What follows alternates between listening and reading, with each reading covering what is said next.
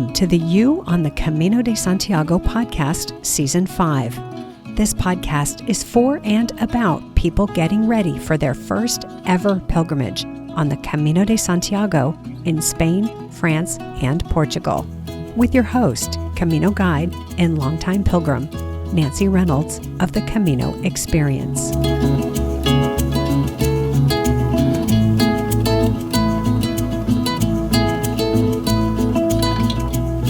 Well, here we are, almost done with November. It feels like we are fully into the home stretch for 2024, and Season 5 of the podcast will be winding down soon. Hi, this is Nancy, back today with another pilgrim conversation, this time with Danielle, who walked the Camino Francés carrying Tracy's backpack. Do you remember this story from Season 4? Don't worry if you don't, because Danielle is going to walk us through the story from the beginning to where it ended for her. She's going to share with us the bumps she hit on the road to Santiago de Compostela, along with how she addressed those bumps. What kind of bumps? Illness, injury, anxiety, bad weather, and the unexpected physical toll of walking the Camino Francés. But don't worry, this is not a doom and gloom story. It's actually quite an uplifting story, and she has some wonderful advice for first-time pilgrims. Before we get to Danielle, let me take a moment to say thank you for tuning in and to wish all my U.S.-based pilgrim friends a very happy and gratitude-filled Thanksgiving holiday. My wish is that you are celebrating in your favorite way, whether that be with family and food, or in quiet solitude with a hot cup of something and a warm, cozy blanket, or something else that suits you perfectly. However you celebrate the holiday, wherever and with whomever, I wish you joy and peace as we roll into the final weeks of 2024. And if you are dreaming of walking the Camino in 2025, or if you are in full-on planning mode and want some support to make this happen, I invite you to swing by my website to discover how I can help you make this pilgrimage a reality. My website is thecaminoexperience.com. Now, let's go ahead and say hello to Danielle. Danielle, hi. Thank you so much for coming back on the podcast and chatting with me about your experience on the Camino. Oh, hi, Nancy. Thanks for inviting me back. I'm thrilled to be here.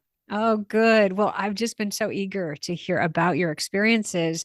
And so full disclosure, we did talk a few months ago and then you went back again. And so what I'm doing with this episode is just, let's forget that previous interview. Let's talk for real about your entire Camino experience. So I can't wait to share that with people. Okay. Well, this will be news for some people because I did not tell most people I was going back to do my second Camino. Okay. So, all right. Well, sorry, Mom and Dad. Surprise. Yeah. All right. Well, let's start where we always start. Put the pin in the map. Would you share with us your first Camino? And Sure. Then we'll talk about your second one. Okay. All right. So my idea, I wanted to start in Saint-Jean-Pied-de-Port. I know I said that wrong on the very first podcast. I'm trying to say it right this time. Right? Saint-Jean-Pied-de-Port, I think. It's close enough for an American mouth, right?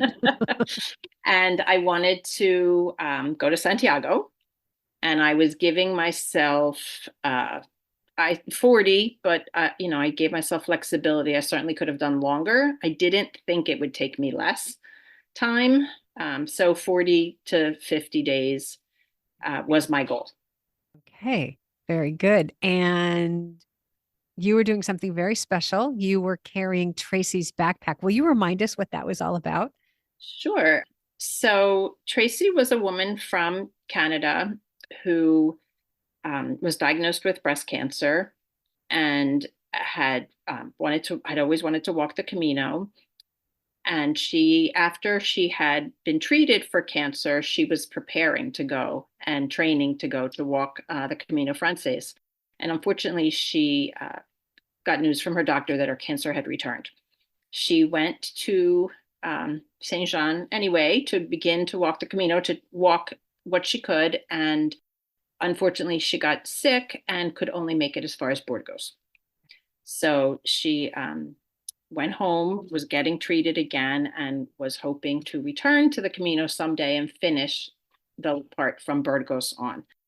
Unfortunately, she never recovered from her cancer and passed away right before or right after her 50th birthday. So she was, young, married with children. So that was her story. And then a couple of years later, her family found her backpack and decided to donate it to the Camino community.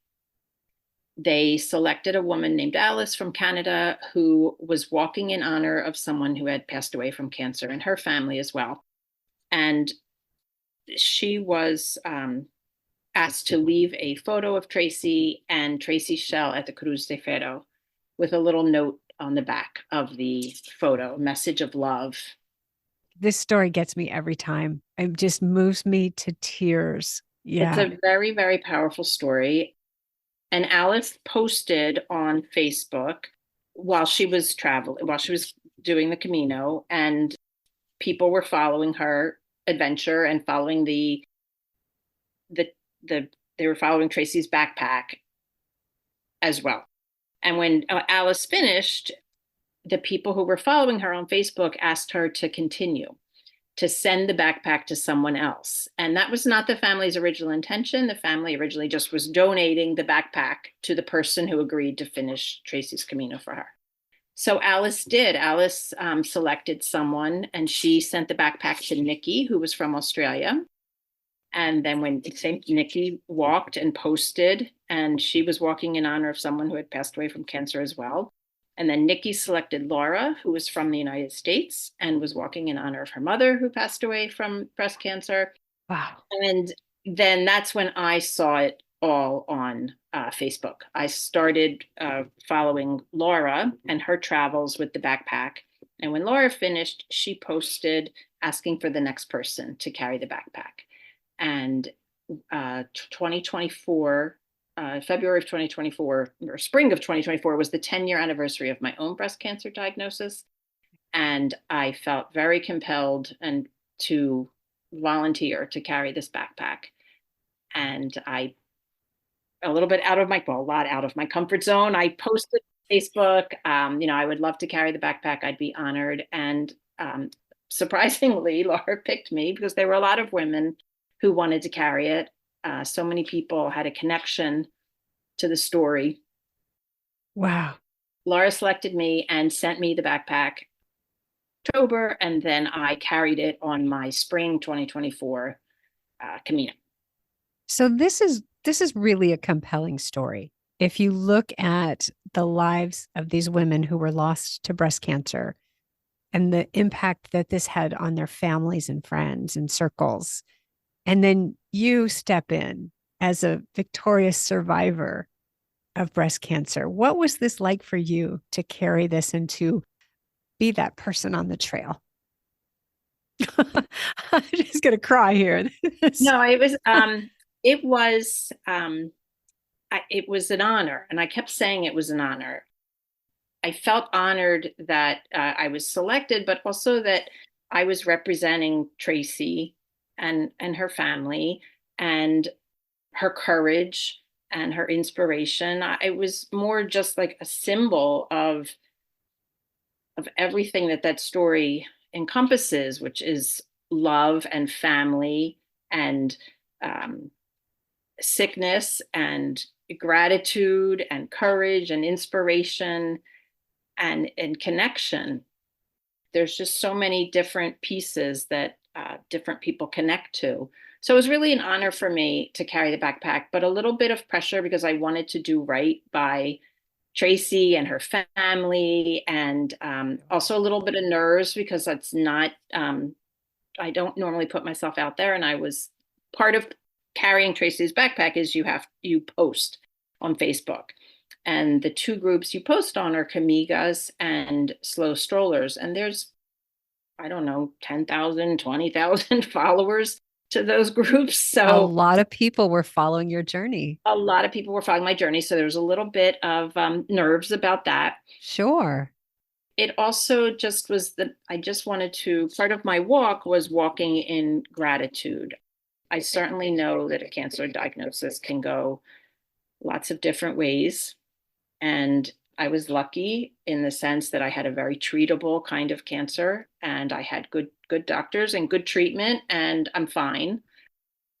Great. Yay. Yay. So, but That's worth also celebrating. it's and being and great being grateful that that's how my story turned out because it's so easily could have been a different ending Sure.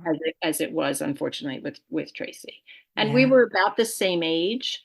Our birthdays were only about 10 months apart. You know, we both, I just felt a really strong connection to her. And I felt an instant connection to the other women who had carried the backpack. And, you know, also I got in touch with her family and now her parents and I are Facebook friends and keep Sure. in touch. So it just was very, very special and added a very special element to my Camino. But honestly, I probably would have gone home if I wasn't carrying.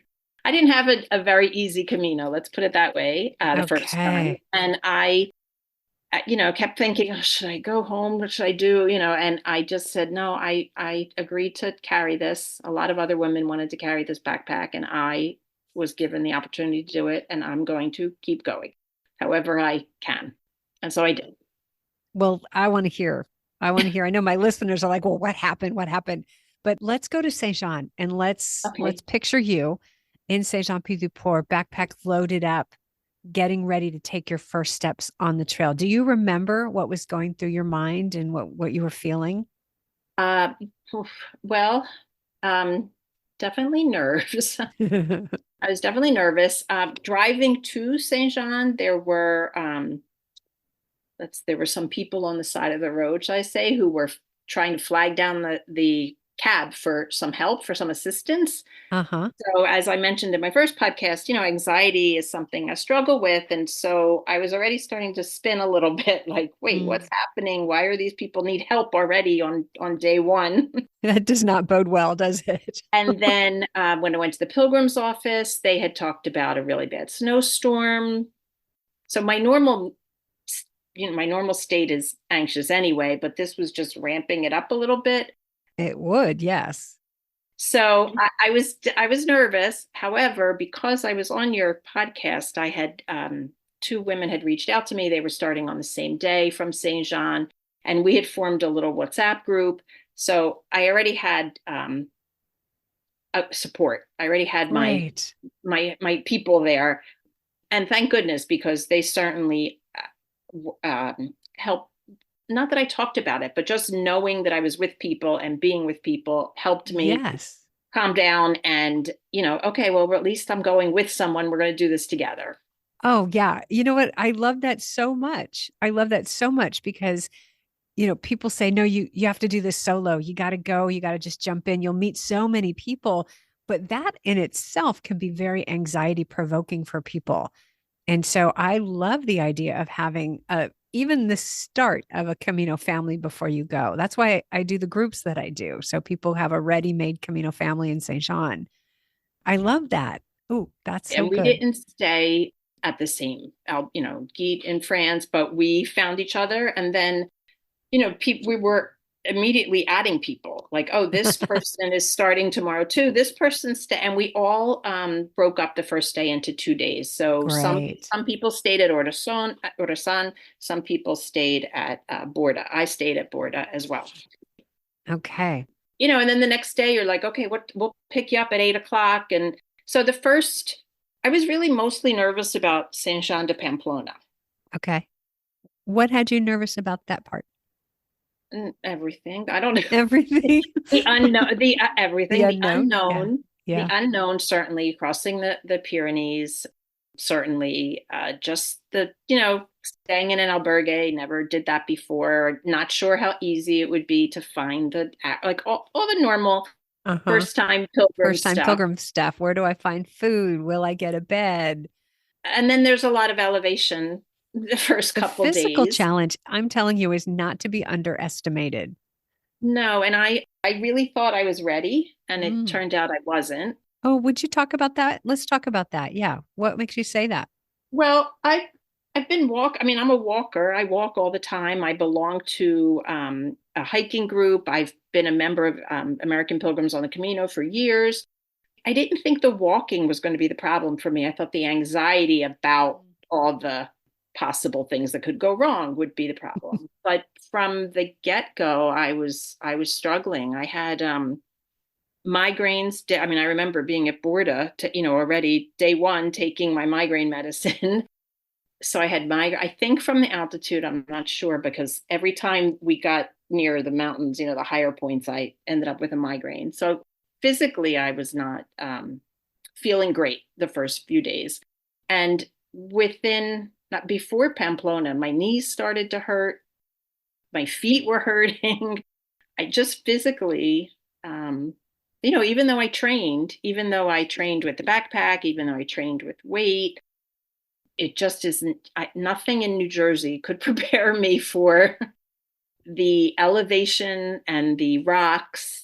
The rocks really, I think just did a number on my feet and on my knees. So the uneven terrain The was uneven challenging. terrain, that everybody talks about the descent into Zubiri, and that was difficult.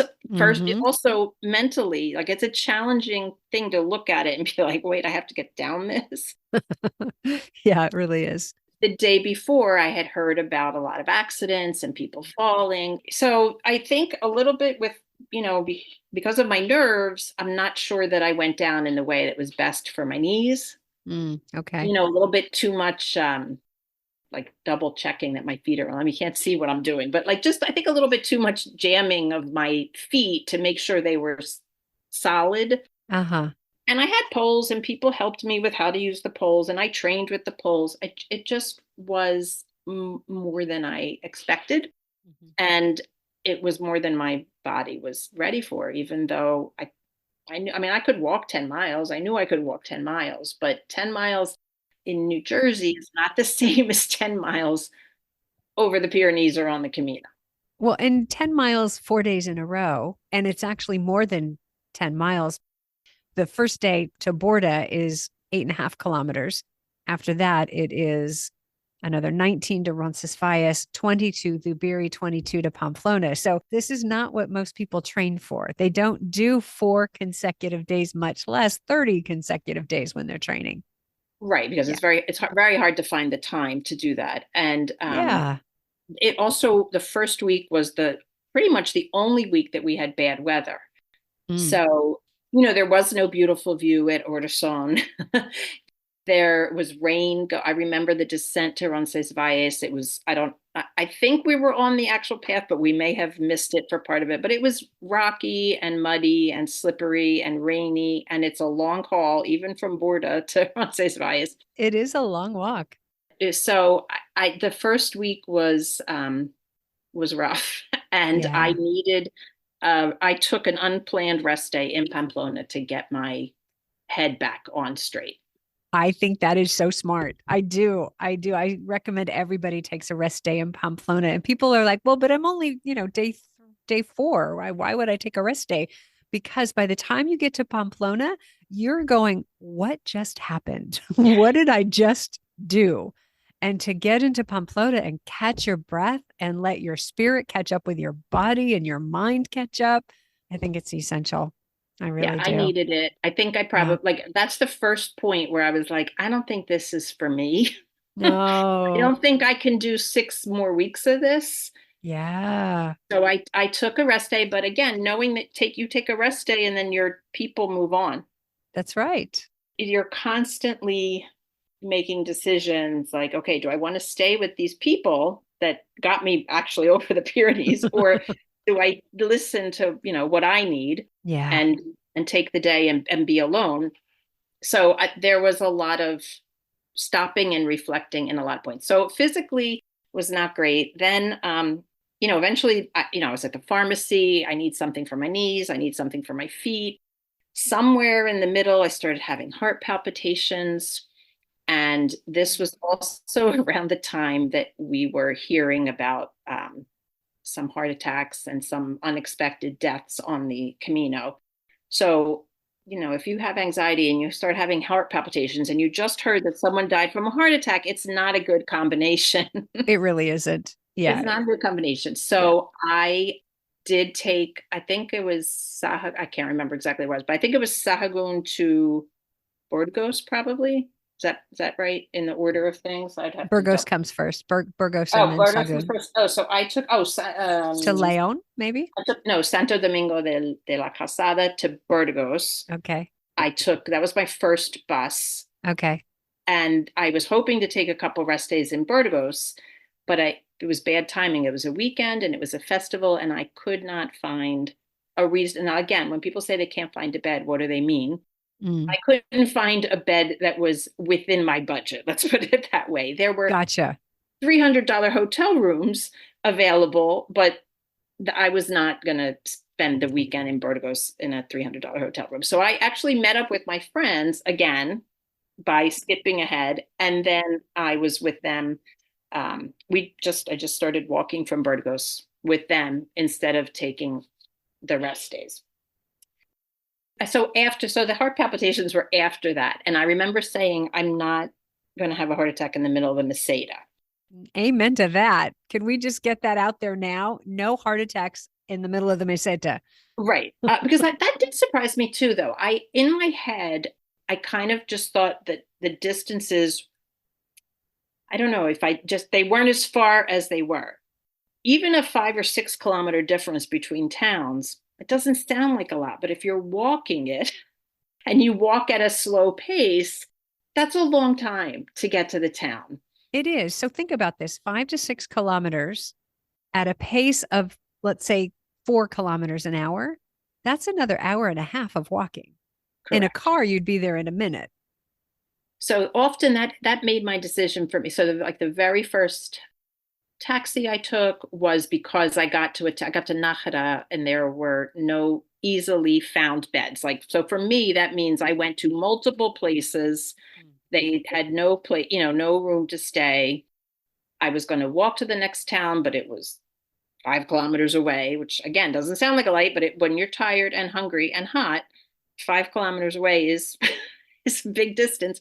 The bus schedule, I found the bus station and the bus schedule, but the bus wasn't for another 4 hours. And so that was my first decision. I'm like, I have to take a taxi. I have to get to the next town and I need to find a place to stay. Because if you're a slow stroller, as I am, a very slow walker, if you get to the municipal, all the beds are full.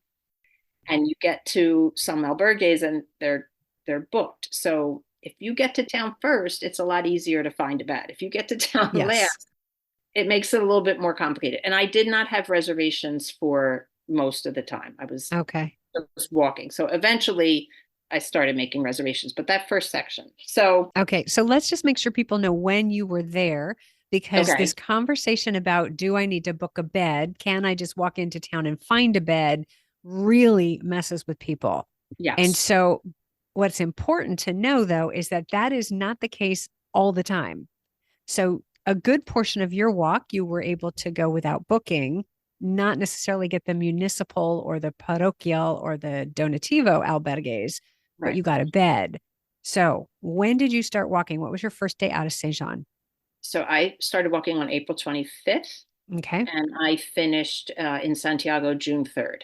Okay. So people keep that time frame in mind. It's a crapshoot whether it's going to be booked and busy or if you're going to find a bed or if you have to book in advance. So it comes down to, I think, your comfort level and the kind of experience that you want.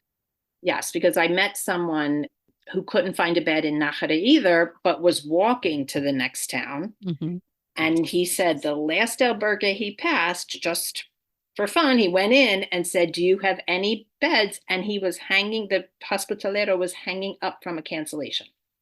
So it worked out for him, walking to the next town. I skipped ahead in the taxi, so I didn't have the chance to try every albergue that I passed. So yes, it's your comfort level. It's how much energy you have to walk to the next town. It's either time or money, really. That's it. you can spend more money and stay in that town that you just got to, or you can spend some money and take a bus or a taxi, or you can walk. So that decision, I mean, that was always, what am I going to do here? Yeah. And it's the same question back to time or money. I love that you said that because the time question is even how do you want to spend your time? Do you want to spend your time walking around trying to find a bed, or do you want to spend your time in the afternoon booking for the next day and know that that's handled? I don't have to wander around town to find a bed. So, yeah, Absolutely. how do you want to spend your time? Yes. And there were, so after a few days of walking around trying to find a bed, I started spending the night before booking ahead, or even that morning. I would Okay. ask someone I was talking with, where are you staying tonight? Let me call that, just to have a place to start. Yeah. And not it, there were other people. I met a couple who in Burgos contracted a travel agent because they were having such trouble finding Hmm. a place to stay, and they didn't want to spend every evening looking for a place to stay because you didn't always get it on the first phone call. That's very true. Yes. Yeah. So, how do you want to spend your time on the Camino? It's such a great point. And so for them, it was spend the money, and then that freed them up the rest of the time. So Yeah. there are pros and cons, and I could probably go back and talk about all of them, about everything on the Camino.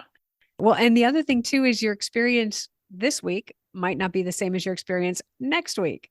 And so you just have to be ready. And I love this so much, Danielle, because what you've just described is not the picture perfect walk in the park. It's a cautionary tale that is not meant to say, don't go walk the Camino, but be aware that that idyllic picture that we go with in our minds, that romantic view of the Camino, may or may not unfold. Correct. And to be mentally ready, to be flexible enough to roll with whatever comes your way and trust that, wow, you met some great people who got you over the Pyrenees. And that's one of the things that the pilgrim community does for each other. Yes, and I met some great pilgrims all along the way because the bed problem. I remember walking into Los Arcos without a reservation. Same thing. Mm-hmm. I'm walking with, some women that I had met because of Tracy's backpack. That was another thing with Tracy's backpack. There's a Canadian flag on the back, and that drew a lot of attention. People would say, "Where in Canada are you from?" And I would explain, "I'm not from Canada, I'm from the United States," and I tell the story. So one thing I realized on Camino is I'm not quite as outgoing as I thought I was. Mm. And having Tracy's backpack really forced me out of my comfort zone. It made me talk to people that I might not have talked to had I not been carrying a backpack with a big Canadian flag on the back. So because it's so, it's you can stop and talk to everyone you pass, or you can talk to no one. Hmm. So having the backpack really made me connect with a lot of pilgrims. And walking to Los Arcos one day, I could not find anywhere to stay, and I followed these women to their hotel. They had done a prepackaged, so they Okay. knew where they were staying. And again, lots of pros and cons to that too. Hmm. But I asked at the hotel reception desk, do you have anything? And he did not. It was complete. And I said, where else can I stay? And whatever. We had the whole conversation. He said, well, if your friends don't mind, they have extra beds. You could stay with them. Now, I had met these women 10 minutes ago, walking into town, and I was like, I'll step aside. You can discuss it. You can say no. And they didn't even hesitate. So I stayed, like, where would you ever do that? You met these people 10 minutes ago, and you're now sharing a hotel room with them. But they were my saviors that night. And that happened a lot. I couldn't find a room. So my friend had an extra bed in the apartment she rented, or, I couldn't find a room and someone had an extra reservation. So they, instead of canceling it, they would give it to me. So there was a lot of support on the Camino. I love that. So let's finish out the the storyline of what happened. So you've got us to Burgos so far. What happened Burgos to Santiago? With Burgos, on and off with my friends, I always did better when I was with people that I knew. When I was by myself, sometimes I just got myself a little too worked up about not being alone. It wasn't being alone. It was, what if something happened to me while I was alone? I Okay. loved when we just checked in on each other. where are you stopping tonight? Where are you walking to? We're at this cafe. And I was always behind them. So I'd turn the corner and there they'd all be. How fun. At some point, the heart palpitations started, and that was so Santo Domingo, possibly. Is that right before Leon? Yes. No, Sahagún before. So Santo Sagun. Yeah. Domingo was to Burgos. That's right. Santo Okay. Domingo was to Burgos. That was the first bus because physically I was feeling, my knees, my feet, and then I was going to turn around in Sahagún. When I say turn around, I mean go back to Barcelona and just be done with the Camino. Because that was the halfway point. I thought, well, I'll go halfway, I'll go home, and I'll finish it some other time. But then I always take my time and think it through. And no, I think I'll just go ahead. I bust ahead to Leon. I took 3 days off in Leon. My boyfriend suggested I get my blood pressure taken, and it was very, very high. So I made an appointment with the doctor. Like I just needed to stop walking. And because I bust ahead, I once again caught up with all my friends. And so then it was, 3 days of no walking, 3 days of being back with, my little group. I went to the doctor. I got the clear to walk. It was nothing physically wrong with me. He said, it's probably anxiety. I'm like, oh, really? I've been singing that song for a What a while. surprise. But normally my anxiety does not manifest physically. So it was unusual for me to have heart palpitations or high blood pressure or anything. So anyway, I was always putting out fires. I felt like it was first my migraines, and then my feet, and then my knees, and then my heart palpitations. And by the time I got to Astorga, I bought new shoes because my feet were just hurting me so much. A lot of visits to pharmacies along the way. I did feel a little bit better with the new shoes and Astorga. And I was like, I'm just going to do the last 100 kilometers from Saria, and, not, I don't want to say not count the beginning part, but not worry so much about the parts I skipped or didn't do or bust or taxied. I mean, I did walk most of it, but I, skipped ahead some stages. And leaving Saria, I got plantar fasciitis. And Oh, it man. took me 12 hours to get to what's the next stage? Porto Marine. Porto Marine, it took you Yeah, 12 hours. That's 20 kilometers. I couldn't walk. Wow. I could not walk. And I got into Porto Marine, straight to the physiotherapist. He could not help me at all. And the next day, I took a taxi to the next town. And God bless the taxi drivers, because first of all, they were always so kind. Everyone, the hospitaleros were so kind, but the taxi drivers were like little private tour guides. They would tell you all about the area. But I was telling him about my foot, and he said, well, why am I taking you to your albergue? Why don't you go right to the clinic? And I said, well, I was going to call my insurance and see which one was covered. And he said, nope. He said, they're going to send you to Lugo, and it's going to cost you more money to get a cab. He said, Uh-huh. there's no place for you. Believe me, nothing is covered with, in this town with your insurance. And he Uh-huh. said, I'm dropping you off at the clinic. Oh my And gosh. thank goodness he did. And then I saw a doctor right away. And she said, I hate to tell you, but you're going to be finishing your Camino on the bus. Oh, how did that feel?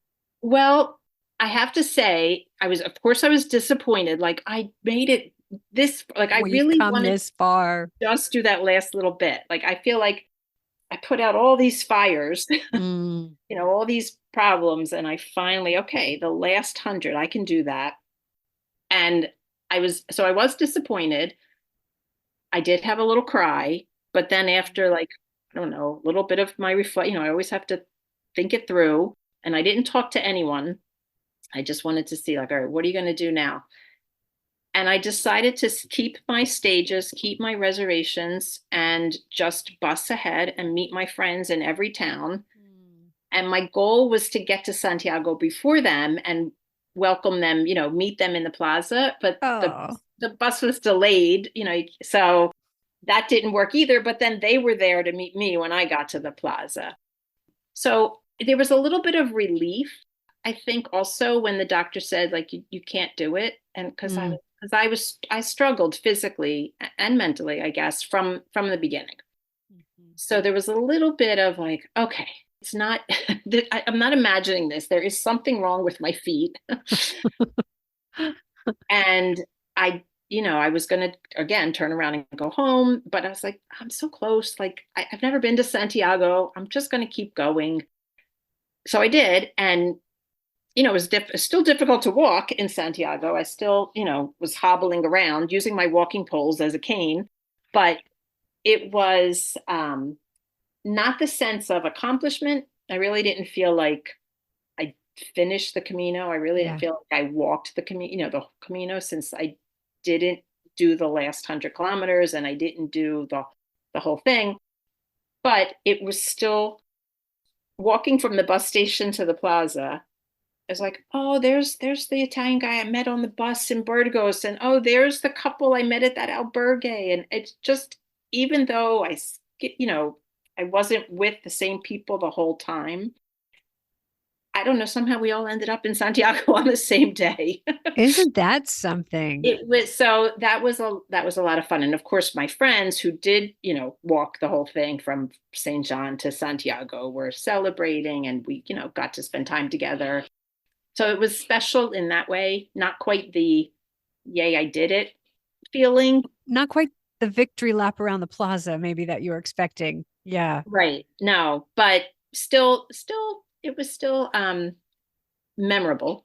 Yeah, it sounds like it. And you made the journey. You I made the did. journey from Saint Jean Pied de Port to Santiago, which was one of your intentions. Yes. You intended to walk the whole way, but Tracy's backpack went the whole way with you. Correct. Yeah. Now, so if we were to look back at that whole journey and sum it up, what would you say that Camino was about? Well, I think I remember talking in the first podcast about trusting my decisions, Hmm. and I don't have any regrets. Like, I don't regret that I took a bus. I don't regret that I took a taxi. I don't regret, a rest day, because I know, even though it didn't get me what I I didn't achieve what I was intending to do. I know that I made the right decision for me at that time, Oh, I love that. because I knew I had to stop in Pamplona, and I knew I had to take a bus. It wasn't a decision made lightly or easily, but I know it was the right decision for me. Okay. So I think it was one about, okay, I can trust I can make decisions. I mean, I don't know why I thought I couldn't. As a teacher, you make 1,000 decisions a day. And Sure. I often compare the Camino to teaching, because you're making 1,000 decisions a day, Yeah.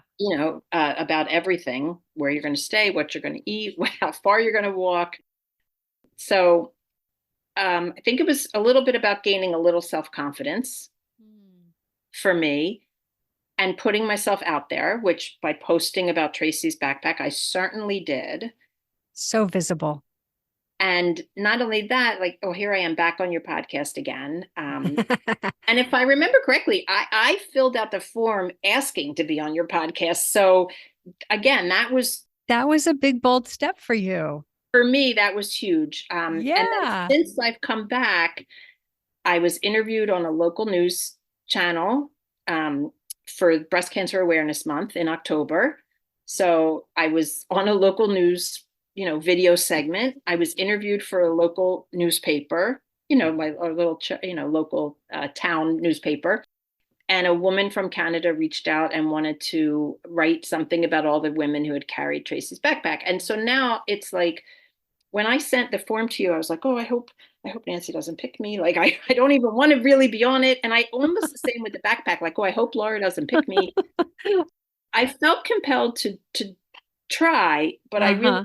didn't want to didn't want to have to do it. But by October, you want to be on the news? Oh, okay. You want to be interviewed for paper? Oh, okay. Okay. Here's the new Danielle. So that I think, was a big part of, just, the Camino pushes you out of your comfort zone, whatever your comfort zone is. And so then, so I definitely think I'm a little bit more, willing to do things like this, like be on a podcast. Well, congratulations, because that, if you're awake and aware, the Camino will not leave you unchanged. it Yeah. it will pull out something. and it'll push you. And we have to be willing. That's the key component is we have to let it. But I think it's going to get you to some degree, no matter what. Yes, in some way, and maybe you don't realize it. It might not be clear to you what that way Hmm. is until a lot later. Because if you had Yes. interviewed me when I came, my I think I came home from the Camino, like, I don't think I'm never doing that again. Like, that was not for me. I didn't think it was worth the physical damage that I felt like I was doing to Mm. my body, Hmm. the money that I was spending trying to take care of all my multiple injuries and issues and problems. And I was like, yeah, that really wasn't for me. I'm glad I did it. I'm glad but so I thought that was it. I thought I was done, one and done. So what happened next? So what happened next? Well, one of the women that I met through American Pilgrims on the Camino, Philadelphia has a very active chapter of American Pilgrims on the Camino, the Philadelphia area. So I went to a meeting or a coffee and met a woman who was planning to do her Camino in September. She lives right near me. We became fast friends, and I helped her plan a lot of her Camino, like just answering her questions and, showing her WhatsApp and telling her about the, ATM card that returns your fees, just, little tidbits I picked up along the way from your podcast, from Facebook. And I said, oh, join this hiking club with me. It's good training. And so we became very, very good friends. I spent a lot of time with her from when I got home until right before she left. And then I decided to go to Barcelona to visit my boyfriend. And I was like, oh, Lois is on the Camino. What if I meet her somewhere along the Camino? And at first it was just meet her and give her a hug and then go back. But then it was like, well, what if I go to Saria and do that last section that I didn't finish? Uh-huh. And then it was like, well, what if I don't go to Barcelona and I fly into Madrid instead?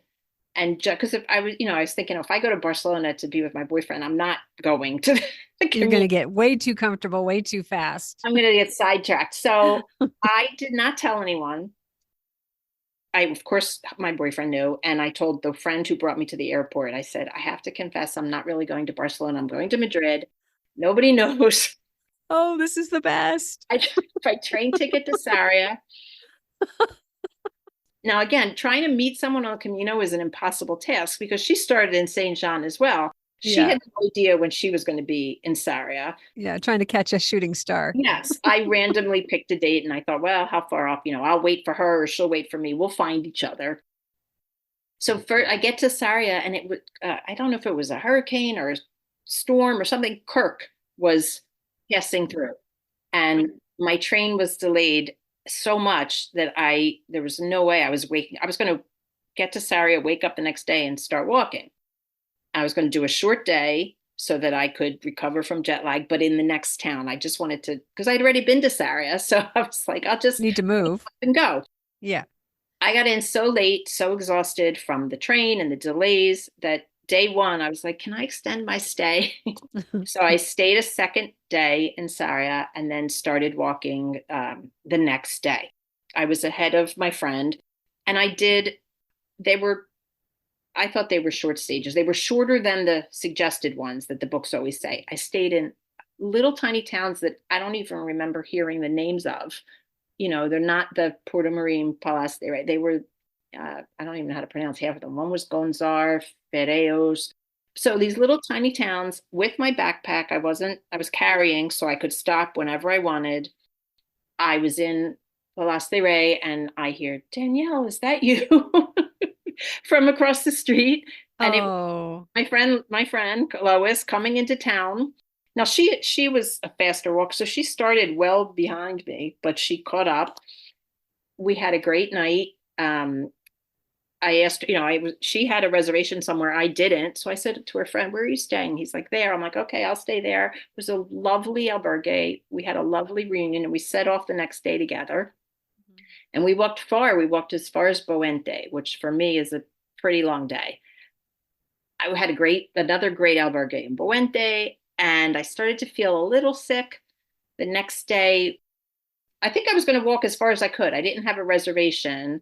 I didn't think I could go as far as my friend was going. So I was just going to walk until I couldn't walk anymore. But I was sick, Oh, like no. really sick. And I was like, I can't go anymore.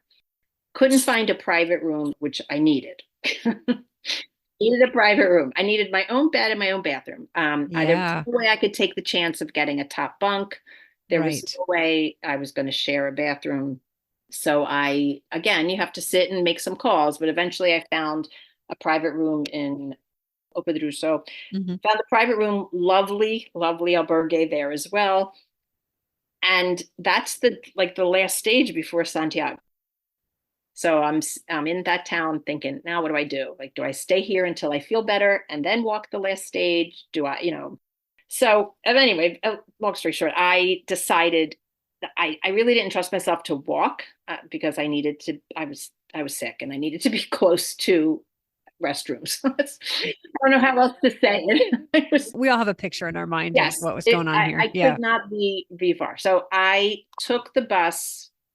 So Arzua to Open Drew. So I did taxi there, and then I took the bus just to San Marcos. Okay. So and then I got off in San Marcos, and I wanted to just walk into Santiago. I wanted that experience of walking into. Yes, it's so poignant. So and I was walking so slowly, and I had lost my friend by this point because I bussed ahead. So I was walking so slowly and stopping as much as I could that she eventually caught up to me. And we were not like keeping in touch or anything. She saw me sitting at a cafeteria and she said, I recognized your jacket. So we walked into Santiago together, which was really, really special. It's just one of those, like, how did that happen? Even, Mm. it happened on the first Camino too. Like, but it's just that you think you're so far apart, you bust ahead or you walked slow or walked fast, but somehow you end up in the same place at the same time. It's just inexplicable. It is. And so we walked into Santiago together, and she had started in St. John, and she had a great experience, and she was very emotional. And it was fun for me to watch her accomplish her goal because I had helped her Sure. so much getting ready for it. Sure. Oh, that's so satisfying. It really was. And then I met all her friends and, heard their stories. And then the next day was her birthday. We celebrated her birthday together. And we went to two different pilgrims masses. And the second one, the last day, we saw the Botofumero swing, which I did Wonderful. not see on my first Camino. Okay. So it was just, again, not the ending I was expecting. But it was. I'm sure there's a lesson in there somewhere. I just can't quite figure out what it is. Um, The lessons arrive when they arrive. That's just the way those go. so yeah, I mean, and then when that ended, I said, I don't think I have a third attempt in me. That was, but I don't know. Who knows if the right situation came up? If someone I knew was going back and said, "Do you want to meet me or walk with me?" Maybe, but right now, I think that's enough for me. I tried. I tried really hard. Well, hey Danielle, I'm going to go walk in May. You want to come walk with me? And the thing is, again, I am in a very unique situation that I am in Spain often. Mhm. Barcelona certainly isn't close to it's not easy to get to Sarria from Barcelona, but it is certainly doable. Sure. So I don't know. I don't know that yeah, I can't say what I would do because I thought I'd never do another one. And I went back 4 months later. So There you at the go. moment, I don't feel so I really felt like there was unfinished business, which is That's why I it. wanted to go back and do Sarria to Santiago. But after getting sick, and it took me a really long time to recover. It was probably a Mm. good 2 weeks till I fully Wow. recovered. So I'm glad I didn't stay in the albergue in the private room Sure. waiting to recover because that wouldn't have been what I wanted. Mm. Although some people I know do that when Yeah. they get sick or injured, they wait it out. They wait it out. Sure. Sure. And this is again learning to trust yourself and to know that you can make the right decision for you. Yeah. So those are my Caminos. And the difference too, if I could just real quickly add, the second Camino was very private. Like carrying Tracy's backpack was an honor that I will always, hold very dear in my heart. But it was a very public Camino. Sure. Yeah. And the second one, nobody knew. So there was no pressure. I mean, I could have walked all of it, none of it. I really just, I said, well, if I see Lois and give her a hug, that's fine. If I decide to walk, that's fine. If I decide not to walk, that's fine. So there wasn't any, no one was worried about me because no one knew I was there. I love that. Well, here's a question I have then, because so many people are very public with their Caminos. They're not carrying Tracy's backpack, but they're on Facebook going, this is day by day, play by play. This is what I'm doing. How would you compare and contrast the public versus the private Camino experience? Well, I think, having to post made me a little bit more reflective, I think. It forced me to reflect. I did not Okay. keep a journal really either time, except what I was posting for Tracy's backpack. So I did like that piece of it because I liked having how I was feeling, what I was thinking, and what I was experiencing in that moment documented. Mm-hmm. So the second one, I barely took pictures. I just was walking. So it was a little bit more, it was more for me, I guess. Mm-hmm. I Sure. wasn't worried about the albergue experience. I did stay in albergues, but I also stayed in private rooms because I wasn't feeling well. But I wasn't worried about, I have to have the Camino experience. I wasn't worried about the pilgrims meals or the second breakfast or the staying in the albergues. It really was more about just the walking. And I would say I was not anxious about anything in that part. One, because I had seen most of it already, but Mm-hmm. also because that part, although not easy, Sarria to Santiago gets a bad rap. I don't think that's an easy stretch. It's not. Uh-uh. Um, but it's a beautiful stretch. And Yes. it was because I didn't know a lot of people because I started in Sarria, it was much more, I think I had more time to just reflect. Now, not a Mm, lot of time because I got sick so quickly, but yeah. the days that I did walk, it was just about me. Where did I want to stop? Where did I want to eat? I wasn't texting my friends, where are you staying? What hostel are you in? It was just me. So a little bit more, I guess, I guess inner reflective because I wasn't documenting anything. Yeah. So here's a question. If you were, and I'm not saying you should, but if you were to go back for a third go, Yeah. which would you prefer? The more public, the way it was carrying Tracy's backpack, not carrying it, but the Yeah. public version versus the private second one? How would you approach it if you went back for a third time? For me, absolutely private. Mm, Yeah, absolutely private. Although I do love, like, when my friends are on the Camino, I do love reading about their Camino. But when I'm on the Facebook public groups, I don't usually read anybody else's account. I mean, it's like when mm. it's someone I know, yes. But if someone on the, Kamika's group or Slow Slowers group is doing it day by day, I don't read it. How come? Why is that? Because I I wanted a little bit. I didn't read it before I left, and I didn't watch the YouTube. There were a lot of people that were talking about all these YouTube videos. I didn't watch the YouTube videos either. I Okay. didn't want too much of an image in my head of what it was going to be like. I wanted to be prepared, which I feel like your podcast helped me be prepared, but Yeah. it did not show me. It was not visual. Like it didn't say Yes. like this is what you're going to see. This is what this is going to be like. This is the type. So I wanted a little bit more of a fresh. Yeah. More room for discovery. Yeah. So I usually did, I didn't watch the YouTube videos or read people's things, and I didn't want to be influenced by their their thoughts and their reflections. And I didn't in a Gotcha. positive or negative way. Like Sure. even now I read the Facebook comments and I can't respond because I would be responding all day. But I want to say like that's not necessarily true to Yeah. almost every comment. I'm with you. I have to walk away. I just have to walk away because so much of it, I want to remind people your Camino will be your Camino. You are reading one person's experience. And you know what? If you go to the supermarket and see 100 people in the supermarket, they're all in the same supermarket, but they're all having different experiences because they have different lives and different histories and different focuses and different perspectives. So, yeah, I want people to have their own.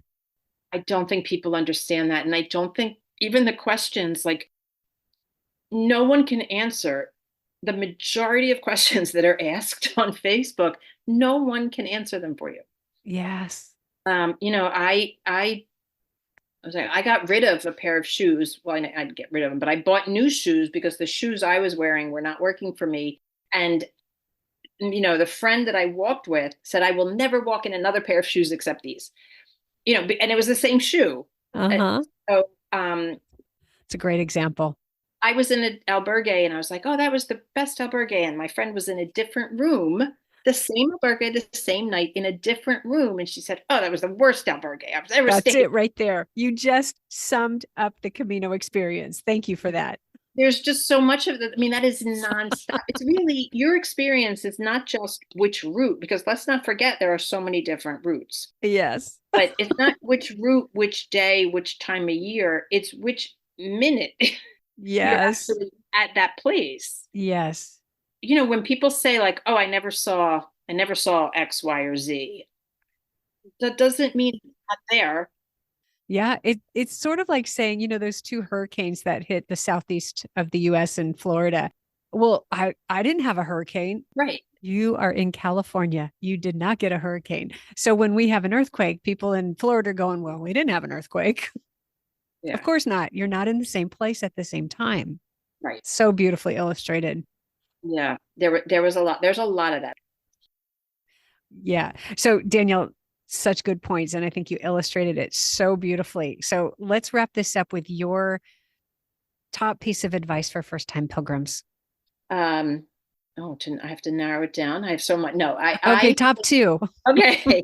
Well, one, I think the first piece of advice would just be I want to emphasize very strongly that there is nothing that you have to do on the Camino, and there's nothing that you shouldn't do on the Camino. And if you like the whole like send the bag, don't send the bag, use the poles, don't use the poles, take a taxi, take a cab. There's no, and we talked about this in the first one, there are no rules. So unless you want the Compostela from the church, which is a religious document, so if you want that document from the church, then you must walk the last 100 kilometers and get 2 stamps a day. That's it. That's the only rule. You want to start in Pamplona, start in Pamplona. You want to stop in Astorga, stop in Astorga. Just do whatever works for you and tune out all the noise. Great. That's the one. Number one piece of advice. You're singing my song, Danielle, right there. Well, I think if you remember, that's why I said I liked your podcast so much because it was never like, you have to do this or you have to do this. Like, well, you could do this and these are the pros and cons, and you could do this and these are the pros and cons. So I guess connected with that advice is there are some useful pieces of advice on Facebook, but a lot of it is you have to decide. I think you have to decide what's non-negotiable for you Mm. and think about that and just ignore the rest. There are too many variables and you need to just, so what's non-negotiable for you? Walking every step, staying in albergues, whatever it is, then focus on that and just that. Have that. Yes. Have that in mind as you make your decisions. Because there's just too much, there's too many things you can't do everything and you can't be everywhere. Yeah. So Very good advice. Very good advice. All right. Well, any last words before we wrap up here? Um, any last words? No, I don't think so. Oh, I have one little, I do have one other piece of advice. Okay, let's have it. Or this is a practical piece of advice. If you're going to take Love a bus those. or a taxi, I think it works better if you do it at the start of the day. It seems counterproductive because you don't know how tired you're going to be or how far you're going to walk, but it is much easier to share a cab at the start of the day, which will help expenses. It's much easier to find a cab at the start of the day, and it's much easier to figure out the bus schedule and see if there's a bus at the start. If you're because a couple of times I would walk and then say, oh, I think I'm done, I'll look for a bus. Nope, no bus here. Oh, I think I'll take a taxi. Nope, no taxi here either. So if you think you're gonna need a taxi or a bus, plan it at the beginning, and even if it's just to shave off a little bit. Yeah, you can use a bus or taxi to shave off 5 kilometers, 8 kilometers, 10 kilometers. Yeah, that's great advice. Yeah, taxis were harder to find than I expected and Mm, more expensive than I expected. And the buses weren't everywhere. There were some towns that didn't have buses. So, that's right. Or some that has a bus on Tuesday and Thursday, but no other bus during the week. Yeah. right, right. So, Yeah. anyway, so no, so yeah, I don't, I really, I still love all things. I guess that's what, I still love all things Camino, even though I didn't love the actual Camino. Okay, wait a minute. So pull that apart for me. What do you mean you love all things Camino? What does that mean? We'll start there. Oh, okay. Well, I love walking. I love Hmm. Spain. I love meeting new people. I mean, I was an ESL teacher. I love other countries, other cultures, other languages. I speak Spanish. I love the Spanish people, Spanish culture, Spanish food, Spanish. I mean, I love every piece of the of the Camino. Hmm. So I was surprised that I didn't love walking it. So was it the pilgrimage part? Was it the relentless routine of it that you didn't love? Probably a little bit of everything. Probably like Okay. after 6 weeks was probably too long for me. Hmm. Because Hmm. I did get to a point like, oh my God, am I not in Santiago yet? Like it was getting a little bit too repetitive for me. But most of it, I think, was because of the physical Sure. issues I was having. And then, just some of the challenges, shall we say, that Hmm. the illnesses and the injuries and the, unfortunately, the deaths that were happening. I was, it, it was tipping the scales, I guess, Hmm. Hmm. for me. And I wasn't. I didn't. I know people say like, oh, it was, even though it was, X, Y, and Z. I loved every minute. I didn't love every minute. I didn't love every minute. And in the beginning, I was like, that was not for me at all. Um, Yeah. Yeah. So many people have that experience. We just don't hear about it on Facebook. And I'll be candid, I don't love every minute of the Camino. I have my limit. right. I have to really, I have to really put forth an effort to complete a long pilgrimage now. I've done it and I'm Yeah. so grateful that I did it. But I have my limits too. The routine is intense. It's the same routine every day, up and out by 8, up and out by 8, up and out by 8, different bed, different pillow every single night, up and out by 8, up and out by 8. And not everybody loves that. Yeah. And if you're having physical issues, it Yeah. takes away a little bit of the magic of it, I guess, a little bit of the Yeah. Yeah, it excitement. does. And so there has to be a point on the Camino where we discover, oh, wait a minute, this is a pilgrimage, which means it is a journey to a sacred place. Am I going to complete the pilgrimage and see it as a whole thing rather than just what's in my face right now?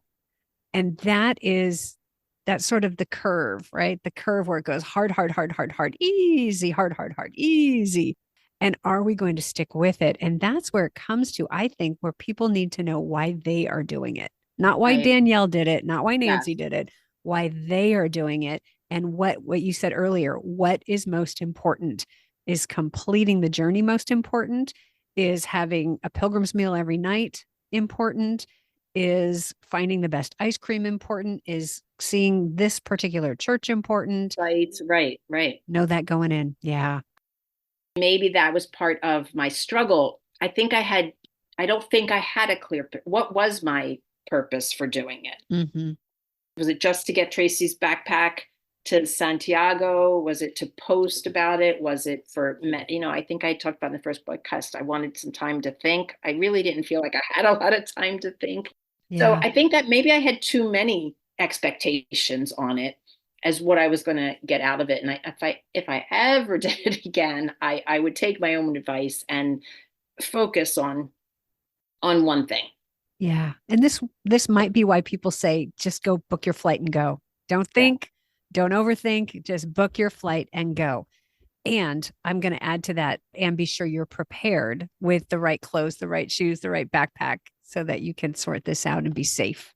That's what I want. Yeah. Safety on the Camino too.